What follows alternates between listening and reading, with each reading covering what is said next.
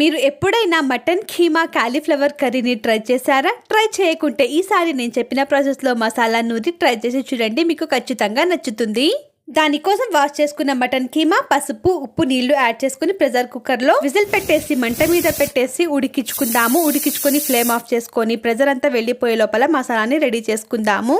దానికోసం కొత్తిమీర ఆకులు, అల్లం, వెల్లుల్లి, లవంగా, చెక్క, ఇలాచి ఇవన్నీ కలిపి బ్లెండ్ చేసుకొని పక్కన పెట్టుకోండి.